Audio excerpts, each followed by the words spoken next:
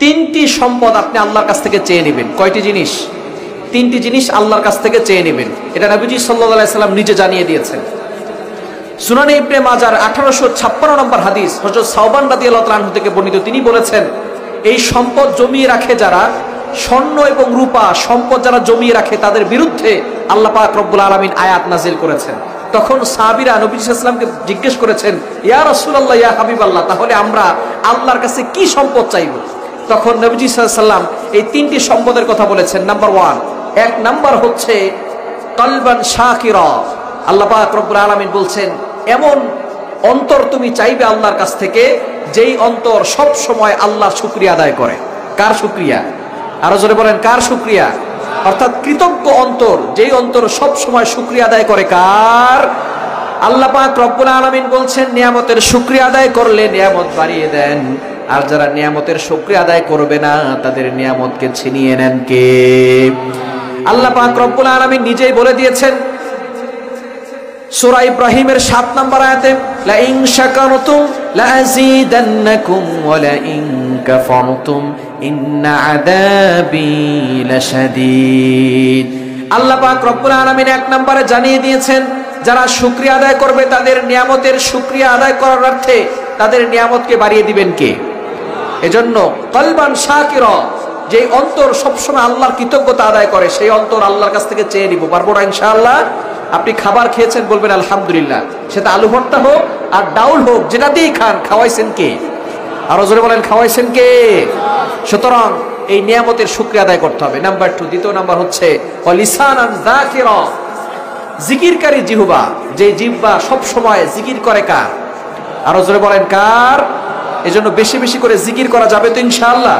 বেশি বেশি করে জিকির করার চেষ্টা করবেন। আল্লাহ তাআলার কাছে সবচেয়ে প্রিয় বাক্য হচ্ছে 4টি। কয়টি? আহাব্বুল কালামি ইলাল্লাহি আরবা, 4টি বাক্য আল্লাহর কাছে সবচেয়ে বেশি প্রিয়। একেবারে সহজ বাক্য, সুবহানাল্লাহ ওয়ালহামদুলিল্লাহ ওয়া লা ইলাহা ইল্লাল্লাহ ওয়াল্লাহু আকবার। এই বাক্যগুলোকে আপনারা জানেন? এগুলো জানি না?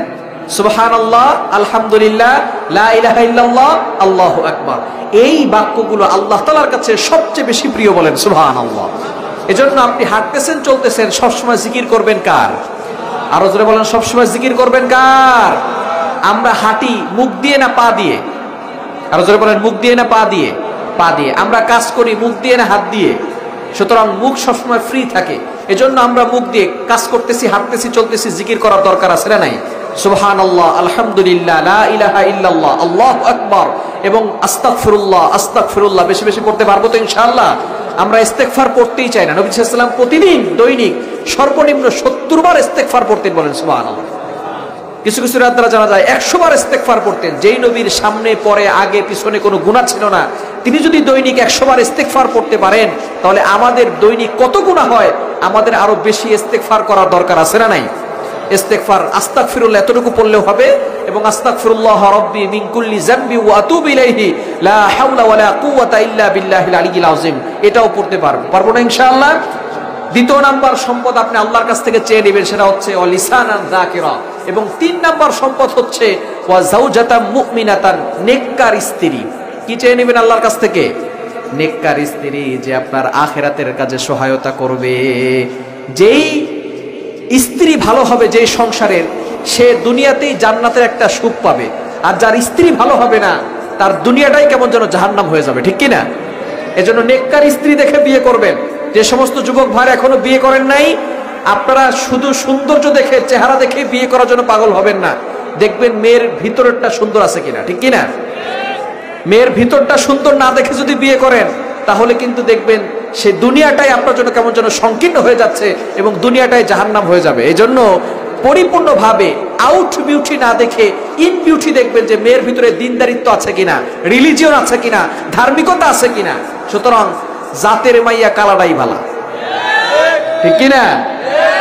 সুন্দর কিন্তু তার ব্যবহার ভালো না, চরিত্র ভালো না, রূপের অহংকার করে, 10-12টা প্রেম করে বেড়ায়, এটা ভালো নাকি কালো মেয়ে তার ব্যবহার ভালো, সুন্দর ভালো, চরিত্র ভালো, ওইটা ভালো? এজন্য জাতের মেয়ে কালাটাই, যার ভিতরে দিন আছে, দিনদারিত্ব আছে, তাকে দেখে বিয়ে করার চেষ্টা করবেন। নবী সাল্লাল্লাহু আলাইহি ওয়াসাল্লাম এটা জানিয়ে দিয়েছেন। এটা অন্যতম একটি সম্পদ। সুনান ইবনে মাজার 1856 নম্বর হাদিসের ভিতরে নবীজি সাল্লাল্লাহু আলাইহি ওয়াসাল্লাম বলে দিয়েছেন, ওয়া যাওজাতাম মুমিনাতান, নেককার স্ত্রী আল্লাহর কাছ থেকে চেয়ে নিবে, আল্লাহর কাছ থেকে দোয়া করবেন, আল্লাহ আমাকে নেককার স্ত্রী দাও। কেননা যেই সংসারের মেয়েটা নেককার হয় ওই সংসারের ভিতরে বরকত বৃষ্টির মতো নাজিল করে দেন কে? আরো জোরে বলেন কে? এজন্য এই তিনটি সম্পদ আল্লাহর কাছ থেকে চেয়ে নিতে পারবো তো ইনশাআল্লাহ?